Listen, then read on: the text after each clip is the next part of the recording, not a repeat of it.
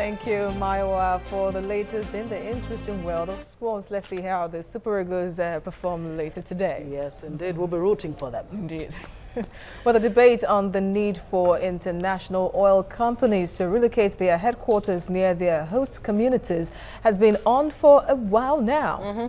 And youths in the region believe the relocation of the international oil companies' headquarters to the region would create more jobs for the youth in the Niger Delta and lead to a reduction in crime. The Joy Youth Council even issued a 90-day ultimatum to the IOCs, actually, which began counting from July 12, 2017, after a visit from then-acting President Yemi Osinbajo in February, when he directed oil companies operating in the Niger Delta to relocate their headquarters to the region. Acting President Yemi Osinbajo's visit to the Niger Delta came with much hope and expectation of better fortunes for the people of the region. Months after the fact-finding mission, not much has been heard or seen in an area yearning for development, even at a time of ongoing debate on constitution amendment. The job position in devolution of power and federalism is that we stand for resource control. We are equal stakeholders in this country, and that we are simply saying that we should be allowed to control our resources, manage it, and pay a percentage to the center.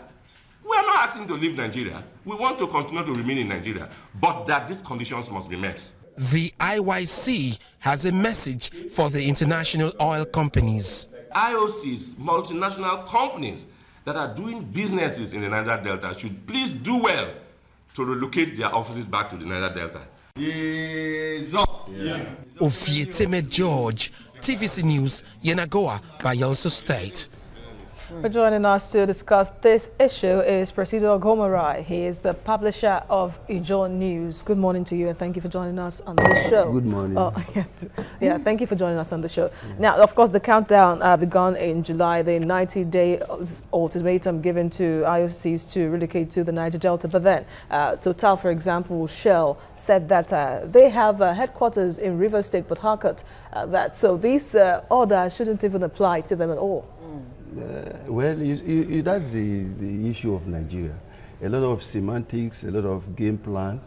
If Total and Shell, you say, actually say so, how come we have all the headquarters? Every other administrative jobs are done here in Lagos and Abuja. The facts must be told. And the people of Nigeria Delta are not just animals. They are agitating for the equity. And that's why we're shocked when some persons talk about restructuring, no, this, that. The truth is that the Niger Delta issue has not been addressed frontally. Not been addressed frontally. And until you do that, and that's why the youths are coming out. Look at the language. I think that the relocation of IOCs is going to solve a lot of problems. A long way. Of course, it's just one of the 16-point shopping list by PANDEF to the federal government. Yes, it will go a long way, and we need it. Because for now, no matter how you see it, oil is the mainstay of the Nigerian economy. And today, thank God for the visit of the acting president then. Up to this moment, nothing has been touched on the oil. And we're made to understand they now generate up to 2-point-something million barrels per day. You know how much that will be? Because of the return of peace to the region. And then we need to now work on that to now improve better. To do that, you have to relocate. And when they relocate, even the untrained ones could become cleaners. You get jobs. And well, ExxonMobil, one of the IOCs, is saying that moving their headquarters to the Niger Delta will not have any significant impact. Well, they try it.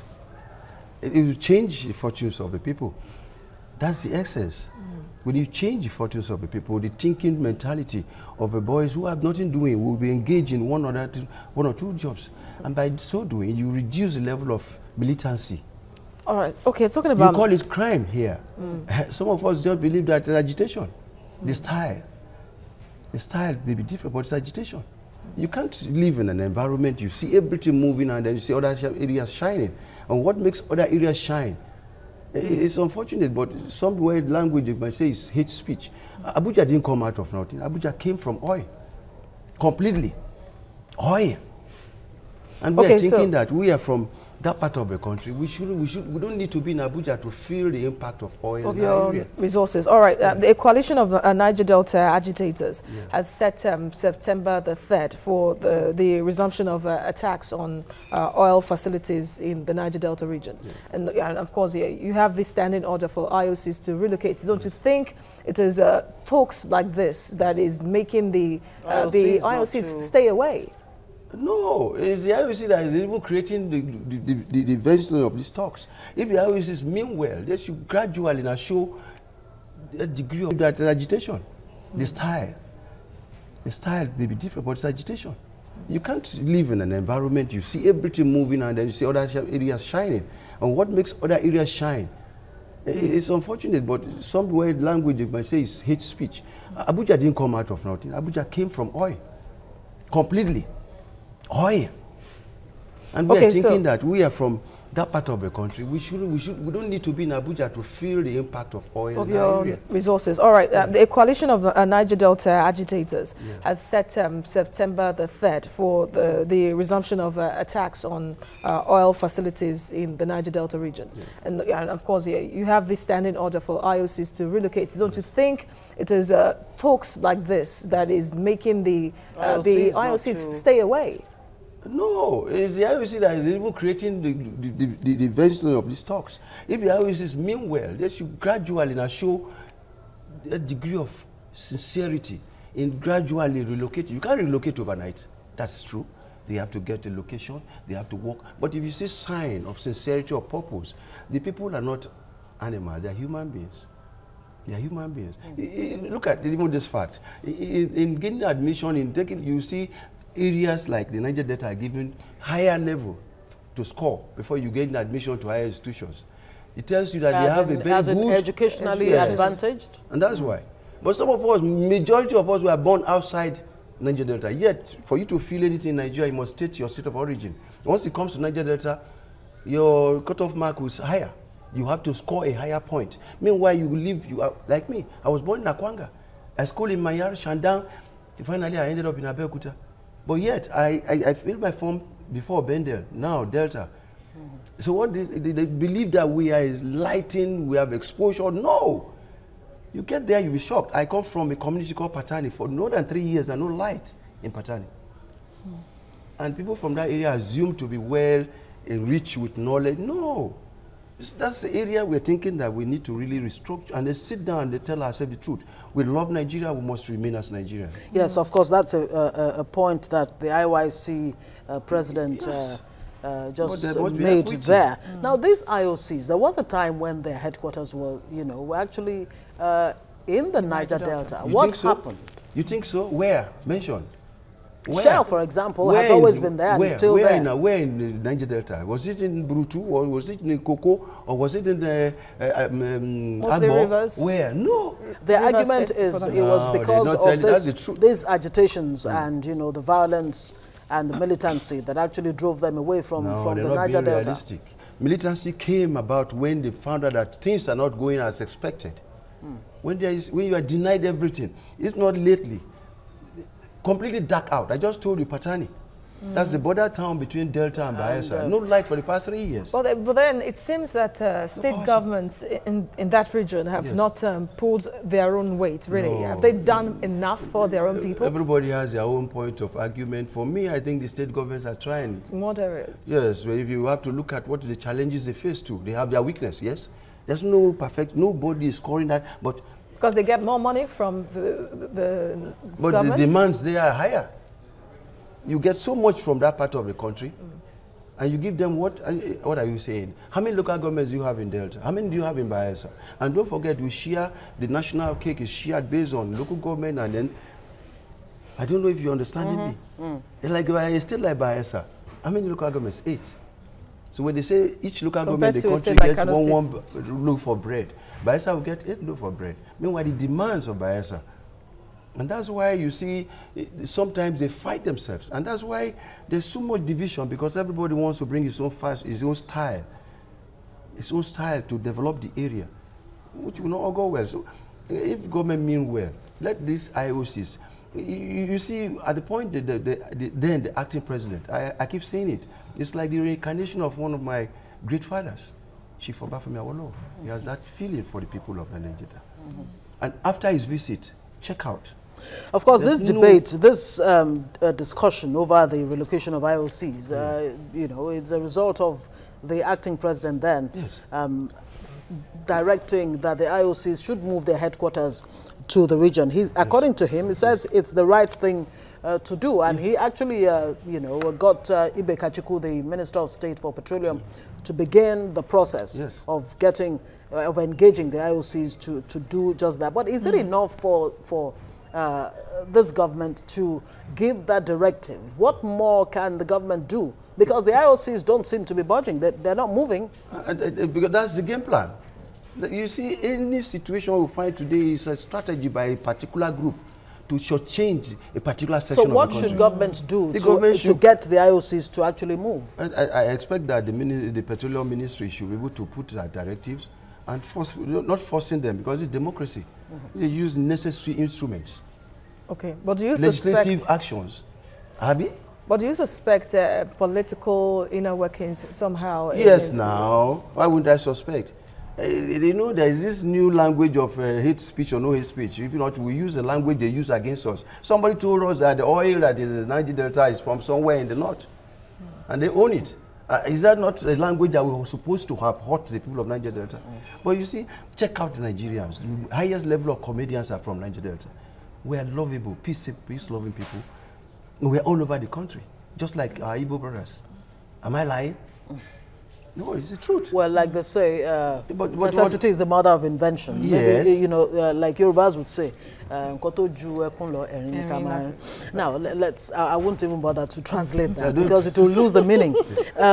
Now, some analysts say that instead of the Niger Delta people focusing on the relocation of the IOCs to the Niger Delta, the oil exploration that has gone on for years and the resultant environmental degradation that's gone on, that is what the stakeholders really should be focusing on, getting these IOCs to actually clean up. But the government has, you know, set up a process of they're going to clean up, for example. It's going to foot the bill. We're not hearing that the IOCs will be, you know, contributing to that purse. So isn't that what the people of the Niger Delta should be looking at? It all comes to play, all of them. Relocation is one of our demands. And then other issues. You see, oil blocks are shared to, I don't want to use those words because I don't want to fall into that tag of hate speech. You just say, your party, just share oil blocks against the people who come from there. Mention in the Niger Delta, I'm Niger, Isoko. Mention which part of our people will really get these blocks. But you see from the north, you see from the south. It's unfortunate. So what we're saying is, not too much. Let's be honest to ourselves and then do this thing with equity. The people of Nigeria are not too asking for too much. They're not asking. But then, the Niger Delta region had its son in power. Yes. And then one would have thought that all these agitations that have, you know, been put to bed, he would have done so much for the people, give out oil blocks, and clean the land, and then, of course, tell IOCs to relocate even before now. Except we don't want to be very honest to ourselves. Nothing happened. Except we don't want to be honest. You know the circumstances that led to, some of us are in the picture, that led to the emergence of Goodluck Jonathan. He was, when I was the vice president, was he really carried along in the government of, no. But Yaradua has a very good mind and he played a prominent role. He started the amnesty, program. When Goodluck came in, you observe, you will see even the spokesman is from where. But today we are seeing people being appointed. Where was the spokesman from Goodluck? The principal officer, where were they from? So who would you blame for that? And the history of this country, the first time you have an Easterner as Secretary of Government was Goodluck Jonathan. You have a Chief of Army Staff from the East, Goodluck Jonathan. We're not saying one person is better than the other. Let's just change our perception about Nigeria and embrace all of us as one. I speak Hausa, Igbo, Yoruba, and Ijo. Same here. I was born in the north. So let's drop this perception of my people only. We saw what happened in NNPC some couple of days back. Look at the reshufflement. Yeah, speaking of the NNPC, some analysts have said yes. If the NNPC moved its headquarters to the Niger Delta region, then maybe the other IOCs will follow suit. That really, since the NNPC, the government-owned company, it shows that for those who are suggesting it, it shows that actually anything oil should have been there. Anything oil.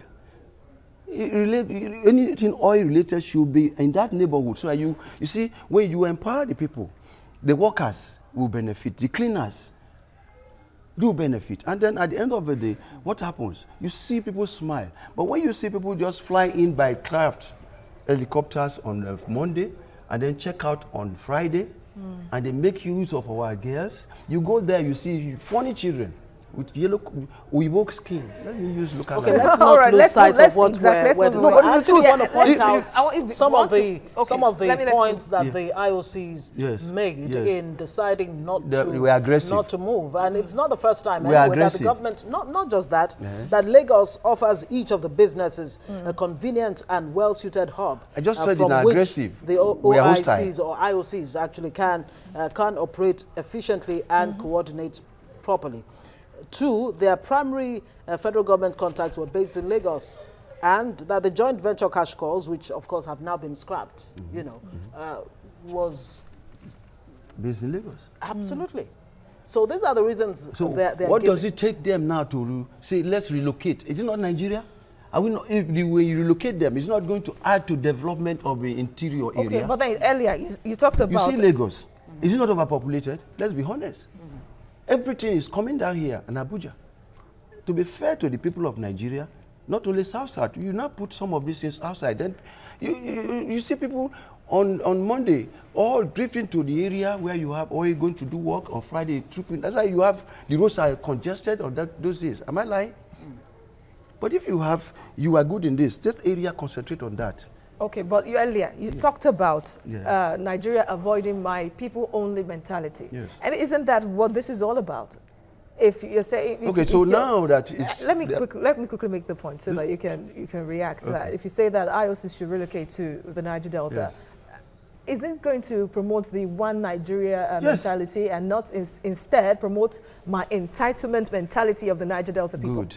If that agitation had been hyped during the tenure of Goodluck Jonathan, you can now come up with that argument. But the president is from the north. And the vice president who said this is from the west. He must have seen, don't forget, it's a professor, Flo, and a pastor. He saw it all. So the truth is this, which some of us see it as being that the agitation from, agreed that some of our level of agitation is violent, yes. You can't rule that out. When poverty comes in, it's synonymous with every part of the world. We cannot deny that fact. But we're thinking that we should now play cool, listen to government. Government will now listen to our aspirations. Look at what the IYC president said. But isn't this government listening? They're listening, but it's, we are thinking that, you saw the date, the acting president then went and then made that pronouncement. We're expecting by now, even if nothing has happened, there should be some kind of, there must be a semblance of movement. You don't need to move automatically. There's some physical, say we are coming, land, space, but nothing. And this business is still going as usual. It shows that some persons in this country are not considered as, I don't want to use the word, we are seen as third class, not even second class citizens of this nation. So what should state governments be doing now that this is... State governments have no power. You know it. Even local government don't mention one local government in Nigeria that even construct road now. No. They don't even call it local government in Nigeria, not even South-South. In Nigeria, mention a local government that is working on roads. I'm not talking about them state governments have no power. It's going to the federal government to start a process. Okay, probably that's why you see recently I observed South-South governors, Southeast governors met. And most of the deliberation wouldn't have been a public domain. Some of these issues would have been discussed and probably next step will be taken. But we think that the government should address this issue. When you relocate these oil IOCs there, you see, it go a long way to reduce the tension. Like cocoa, business will be going on. Burutu is completely locked up, Burutu, and you have a port there. You have in Calabar. I'm not mentioning my own areas alone, but look at the whole South-South. Nothing works there. The governors, that's why the governors can't cope. So what do you think about government engaging the IOCs to actually turn the, convert the illegal refineries to modular refineries, which is part of the move? I think that the government has taken action, and they're gradually going about it to stop those illegal refineries and introduce this modular refinery, which is a good plus for us. And it will enrich the natives, and it go a long way to checkmate violence. Agitations will now come down into talking, not by guns. Nobody likes guns. Nobody. I don't know where we were, but I was there in the Civil War. The Niger Delta is I was there in the Civil War. I come a long way. And during the Civil War, we know what we lost. Not that every part of this country lost somebody. So would you support the ultimatum issued now by IYC? Normally now, you don't expect me to tell you in the public I don't support. I want to go home peacefully. If you don't want me, I see my mama for. So I will not go against anybody. I just think that government should start working on that area, as represented by the then acting, now Vice President, because it will go a long way. Okay, well, we'll have to leave it there. Presido Komorai, the publisher of the Joe News, thank you so much for your time. Of course,